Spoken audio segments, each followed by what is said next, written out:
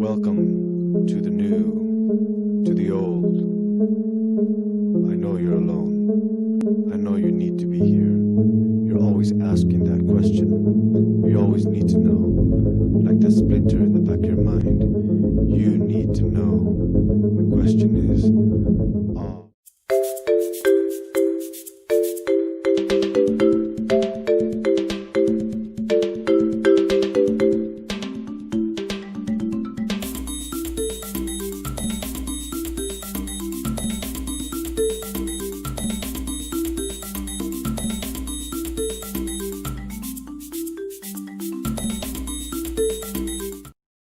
Hello everyone, this is Jin Okubo here at GoIndieNow International, and we're bringing you today Karina Kantas in her world in the international sphere.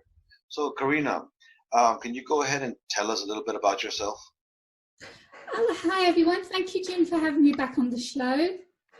I'm from the UK, as you can tell from my accent, and I've been living in Greece for over 27 years now, which makes me international.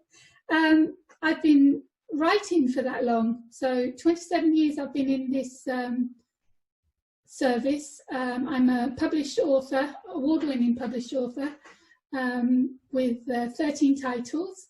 I write in all different genres, and I also run Author Assist, which is services to help independent and contracted authors with their promotion, marketing, even writing. If they're brainstorming, they need help with anything. I've got a list of like 30 different services that I can offer for authors that need help, and they're very affordable because I know the situation with not having money. Yeah, as you can see there's the new ones. These are actual Zoom training sessions where I go through each of these, whichever one they need help with. It's really, really important that authors know about reader magnets. They know how to cross-promote. I can get their book higher in the charts. There are training with the FB ads, and of course having a newsletter is so important for an author nowadays. So those are services that I do. They're charging as little as €15, which I think is $15, £15, about the same, I think. If anyone wants help with them, they can get in touch. What you're seeing now are some of the graphics that I do, character cards, teasers, promotions, all for authors and their books, to promote all around social media platforms, not just Facebook, but everywhere else.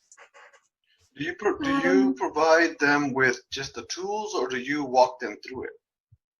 When I do the training, we have face-to-face, we share screen, and I walk them through it. And the thing about the training, that once it's over, if they need any help, I'm there. They can message me anytime. I'll go back on Zoom with them if they get stuck. I want to make sure they know completely what they're doing. It's not going to be training them if they're not learning. So one lady that I'm using that's working with me at the moment, we've done I think 4 training sessions. We have another one tomorrow. She contacts me anytime on Facebook with questions and queries, and I'll help her with that. No extra charge, of course. That's all part of the service. I'm always going to be there for my clients even after I've finished working with them. All right. Now, as you're working with these authors, do you find that many of them are around, like you said, you're in Greece and the UK, so they're more European based, or do you work with authors from around the world? I work with authors all around the world, but most of my clients are from the US, Canada, because I don't sleep. And because the time difference between Greece and the US, when I should be sleeping, everyone's awake. So that's when I can get my work done and chat with them and get things done at like 3, 4, 5, 6 o'clock in the morning. So insomnia works really well in this business for me. Other clients I have from the UK, so we're only 2 hours difference, so that's no problem. Yeah, and I know I met you through a online book convention a long time ago. Wow, we've been friends for a while now. We have been friends for many, many years, yeah. Yeah, and I still remember your book, that the one with the lady in the half face, Illusions. Yeah, I got a contract for the duology, because I was self-publishing it, and the the publisher wanted me to rewrite both books into a different point of view. Wow. So that took 2 years, and the Quest came out last year. Yeah, there she is. Yeah, I love that book. I love the cover. The cover's beautiful. Thank you. That's done by Sharon Lippman from Fantasia Cover Designs. In the back there, it's beautiful as well. Oh yeah, and I know you also have some biker lady books, which are really interesting. Yeah, I'll tell you about those. That was the first book, is Illusional Reality. There you go. Yeah, that's the one. So. And then the Quest came out, because it's only duology, so it's 2 books. But it took so long to get the Quest out and published and rewritten. This took 2 years to rewrite, and it was actually officially released, the second version, yesterday. So you can go onto Amazon, you can get Illusional Reality, the Quest. They're both on KU, and Illusional Reality is only 99 cents at the moment. 99 cents, which is less than $1 for this book. There's over 75 reviews in all of the Amazon charts, all on the Amazon sites. Everyone's loved the book. Amazon.com. It's 99 cents on Kindle right now. There it is. It's 99 cents and free on KU. So that's the duology, and that was just released yesterday. So that's really exciting that they're both out now. Next thing will be audiobooks. I can't wait to hear these in audio. So that was my fantasy. It's a young adult fantasy paranormal. The first books that I wrote, though, let me just find them here, is a collection of what I call outlaw motorcycle thrillers. Some say they're psychological, some say young adult, some are romance. They cover quite a few genres. The first one is In Times of Violence, and I wrote this when I was 18 as a short story after reading the amazing book The Outsiders by S.E. Hinton. And I went back to the library and I tried to find similar books to what she wrote, and I couldn't. I thought, well, there's a marketplace for that. And I had a story to tell, and this was it. So In Times of Violence was self-published. You can see the back cover there as well. That's the first book. The second one, I actually did another book in between these, because I wasn't planning on doing a sequel for In Times of Violence until the fans demanded one. So the sequel is Huntress, and that follows straight from In Times of Violence. You see me here in my motorcycle helmet, because I am a biker. The next one was Lawless Justice, and because I did 2 motorcycle romance thrillers with the guys, there's not so many books out with the women, so I decided, let's the boys ride bitch and let the girls take over. And The Kittens is about a vigilante female motorcycle group. It's got some amazing views, especially the editorial reviews. And I've read many of your books. I think I've read them all. No, I haven't read the rewrites. I have not read the rewrites on the other 2, but I've read your other books. And what I like about your books, and this is coming from my own personal political stance on things, is you have women as the main characters, but you didn't write men and slap women's names on them. You tell a good story, and you're not pushing some kind of agenda. So you're focusing on the story. That's really good for me, because that kind of stuff appeals to me. I don't want to be preached at, but I want to be entertained. And I think that's what you succeeded with your books in that. Thank you. Lawless Justice has just received 2 amazing editorial reviews from bloggers who really understood what I was trying to get across. They went inside the story, inside the characters, and the reviews are amazing, and really makes me proud when someone can see what I was trying to get across. And I know you feel the same way with Lawless Justice as well. The last book in that series was Road Rage. Again, the only thing the 4 books have in common is the first 2 are a rollover. But the other 2, Lawless Justice and Road Rage, they have nothing to do with the first 2 books. They're just about outlaw motorcycle clubs, about people feeling like they don't belong in society and they won't listen to the rules. They make their own rules up. And the thing that I do in my books is, yes, they're entertaining, they have to be for the reader, but I try to get it as real as possible. I mean, most of my life I've been around motorcycle clubs and bikers, and so I could make it gritty and dark, and even if it's a romance, it's not all box of chocolates and candy floss, you know. I tell it as real as it is. Not every romance is a happy ever ending, a happy ever after. I mean, I kill off some of my main characters because I have to, because for me, that makes it real. And so they are dark, they're gritty, they're violent, except for... That's the thing. Like, let me break you off. Let me break you off in a minute here. Yeah, let me break you off in a minute here. Like, I had a conversation with some romance authors about 3 years ago. It was the first conversation I had with them, and it was the last conversation I decided to have with romance authors. This is about 2 or 3 years ago. And the reason was because none of them were willing to accept that a romance doesn't have to have a happy ending. I don't have happy endings. And like my romance novels, which is the Amber Light series, which is a fantasy romance, are not, written in the same way. And they are mostly fantasy with romance elements, but they've been called romances. And my romance novels themselves have not been called romances because it doesn't end in a traditional happy ending. So, but still, I managed to do some. As the author, you can refer to whatever genre you want for your book. It's up to you whether you feel it needs to be called a romance or not. Of course, and that does affect my sales. Well, actually, the fact that I'm a male writing romance affects my sales. But that being said, I have seen a slight uptick in Kindle sales.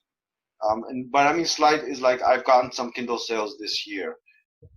That has to do mainly with the current situation in the world. You probably have seen a slight uptick in sales as well, as more people are staying home and reading. Countries are opening up again, and we're going to be seeing people no longer being required to be at home. So some authors who might not have seen these sales come, how would you recommend that they maintain, after the drop and after people are no longer required to be at home? Well, first of all, I disagree with you. And I disagree with every one of these promoters that have been sending me emails that, now's the time to pay for a promotion for your book. Everyone's buying. No, everyone's not buying. Everyone's reading. But they're reading what's on their Kindle already because they don't want to buy any more books. They now have the time to read those books that have been loading on their Kindle for the last 5 years and all the free books that they got from online events or from authors that have been stuck on this Kindle. Now they have the time to read. So why go out and buy books? So no, I haven't seen an uptake in sales. My clients haven't seen an uptake in sales. I wish that was the case, but now everyone's going back to work and now everyone's not going to have time to read. They are, though, going to have the money to go and buy books. Now, I think promotion on social media just has to carry on like it has been. there's nothing different we need to do now with this situation, other than we're going back to work. There's nothing that needs changing. Okay. What's happened while we've had the lockdown is that authors that have never used virtual social media as a platform for promoting their books suddenly learnt about it. Okay. Because they had no other opportunity to sell their books than online. And of course, they've been going out and doing book signings and going to book conferences and book cons and what have you. But suddenly, they're stuck indoors.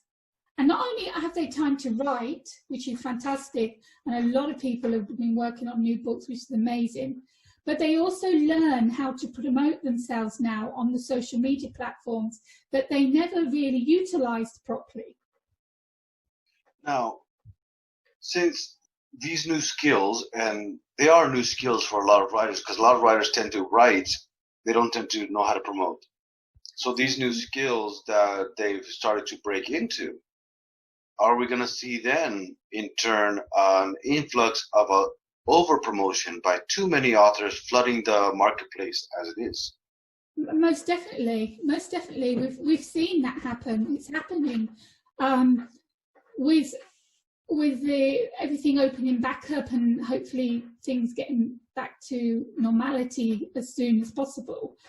Then they're going to start having the book cons, and the festivals are going to start up again, slowly, especially not this year. But once that happens, there'll be less promotion, I think, on social media. They'll spend less time. And once people that are writing and have a full-time job go back to work, again, less time to promote. What's happening with authors is they're writing and they're promoting, and they have to split whatever spare time they have between the two. And of course, when you're working as well, you don't have that time to promote your book, especially when you have a deadline to write that novel for the publisher or whatever. So it's difficult for them to find the right balance between promotion and writing. All right. And then my final question for today, and then we're going to finish with your final comments after the question. But just this one question itself is something that's very, very prevalent in the upcoming year. As we've seen since the shift in politics in the US, we've seen that Twitter itself has become more of a screeching ground between political ideologies back and forth. And authors trying to promote there have been pulled either into one camp or the other, or been completely sidestepped. Facebook, with its own political pullings as well, as done that. Do you see, or have you started to work with any new social media focal point or app or something that you might see authors gravitate to in order to reach readers who want to read and not get involved in a political argument?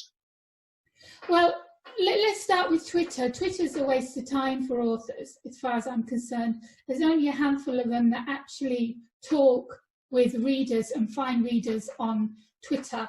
It's for getting your book seen. That's what Twitter's for.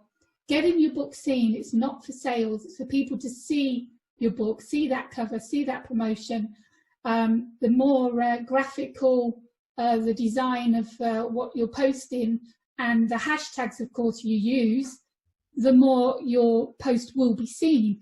But there's just so many posts every second that you'll be lucky if one person sees your post on Twitter, because this goes so fast down the thread. Okay. As for Facebook, I have seen people on my friends list talk about what's going on.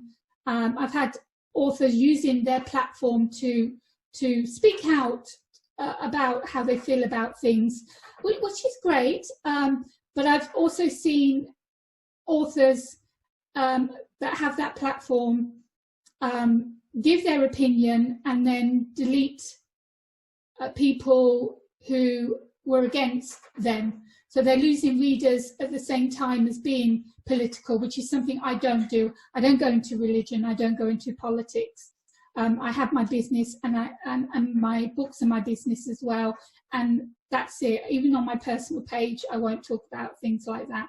But I have read a lot on Facebook from authors giving their opinion over, which is, of course, has caused a mix in opinion with comments and losing readers, or they're deleting readers themselves. Yeah, no, I myself have been deleting friends who were friends, but they're just getting too political.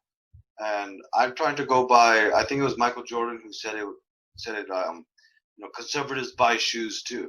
When people were asking, why do you make shoes and allow, for both leftists and conservatives? And he said, no, conservatives wear shoes too. It's a business. We're not here to tell people what to think. We're here to sell our product. Exactly. I mean, for me, I mean, I have 2 podcasts. I have Behind the Pen, and I have Author Assist on the radio show. And that's a platform for me. There's people there listening to what I have to say.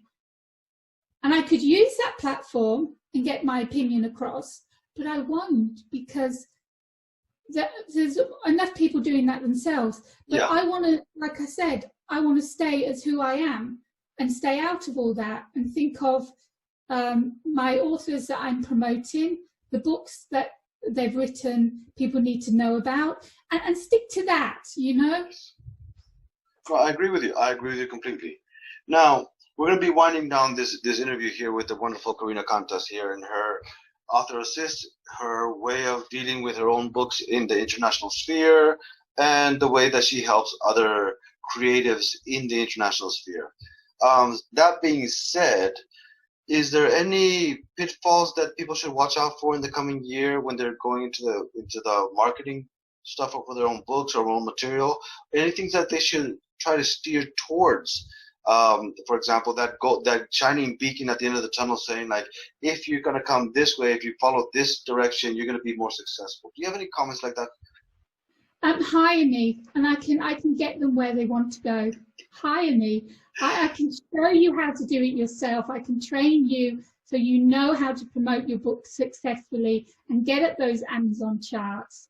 Make sure, and I've said this 1,000 times on other interviews and when I've talked to myself on podcasts and what have you, it's so important not to publish your book unless you have the 4 main things, and that is to have the book professionally edited, not your neighbour looking at it and proofreading, professionally edited, have the best cover, because a book is judged by its cover. No matter what anybody says, you need an outstanding cover, you need it edited, you need the formatting inside to look beautiful and professional, and for that you need to hire a formatter. And then the last thing is to know how to promote and market your book, and to trust somebody to do that for you. You can read testimonials, and you can contact me if you want to talk about anything. I've never had any problems with any of my clients, and I've been doing this since 2015. I'm there 100% for everyone, and I'm very, very trustworthy, and I'm going to tell you that. And if you read the testimonies, you'll see that. And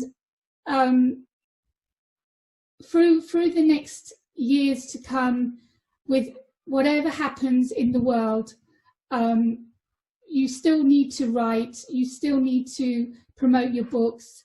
Amazon's not going to shut down. We're not going into a dystopian world as yet. So carry on as you are, don't worry. And if the sales drop, then do a promo, get your book back out there. If the sales go higher, brilliant, you're doing something right. So just carry on with what you're doing, and don't get scared with what's happening. It's not going to affect us as such. Thank you very much, Karina. And yeah, if you guys stick around, we'll have some more information about Karina coming up on the screen. And please remember, everyone, it's always time to go indie now. Hi everyone, I'm Karina Kantas, author of Illusional Reality, which is a paranormal romance fantasy clean fantasy. The story is basically about good versus evil, and the good people being the Ticinians. Now the Ticinians, they live in the trees. The trunk of the tree has the stairs that go up into the actual tree where a tree house has been built. Every house has a bridge connecting to another house. You can actually walk from one end of Ticinia through the other using these bridges. They're very, very close and friendly people, so they have no problem with people knocking on their doors at 12 o'clock at night or whatever. Becky, who is the main character, she's taken from her life and brought to this new magical realm where she finds out she has powers just like the Ticinians do. The Ticinians use their powers only for good. Some of them you have extensive hearing, being able to grow stuff from the ground, being able to talk to birds, making things move, and many, many other more powers, which they call them gifts. So all the Ticinians live above the ground. Then on the ground you have the main two buildings, which is the Pleki and the Eskos. Now the Eskos is where the council meetings are held, and the Pleki is where the sacred stones are kept. Then you have the evil side, which are the Senks. Now they live on this massive dark mountain. All of the Senks people, they're not the evil ones. The evil ones is the Darthorn, who's the warlord of Senks, and his son Kovon. Now the little people, the villagers, they live in little domes on the floor, on the ground, and Darthorn's dome is huge and it's covered in gold, and as soon as you see that, it's like, you know that man is the warlord. He doesn't treat his people badly. What he wants is the power of Ticinia. He wants the sacred stones, but every time he tries to get them using dark magic from his, still called the Dark Eye, the Ticinian's magic is able to overthrow him, and he's never been able to get his hands on the stone. So that is Illusional Reality. That's the first book. On with the Quest, which is the book 2. Now with the Quest, we leave Ticinia, we leave Senks. With the Quest, we're going to the Outlands. We have the Forest of Illusion, we have the Death Valley, we have Lake Weir, which has these green goblin creatures with sharp claws that are called Griffiths. You have them finally get to the city of Helcom, which is where their quest ends. And the guards of the city are actually called Rants, and they're half man and half rat. And another creature that needs to be mentioned is the Bustak, which is basically a blob of jellied flesh. He actually is probably one of the most important characters of the whole book, and until you read it, you won't know why. So these are two amazing adventures into one book called Illusional Reality, the Duology, and I hope you enjoy it. When I wake up in the morning, the first thing I want to feel is the light. Come to say goodbye. Sika is going to California. You can be a poet here, in this village. You can buy a house next to ours and you can speak Californian there.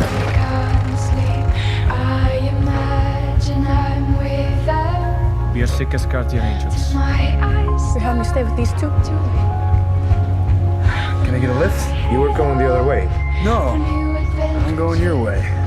I've been dreaming all my life in the dark, but I want to live in the light where it's warm. There's magic here. From poetry to this. From this to poetry. I think I'm in love with an idiot. Do we know this idiot? Fortunately, yes. So you can't drink and fly. Your man will be flying, I will be drinking in the back. Why is this so hard? It's too early. When is the right time gonna be then? Is the canoe looking for anything? Just friends.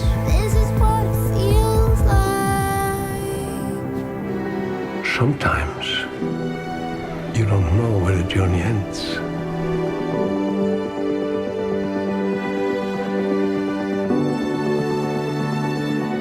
We'll be just fine.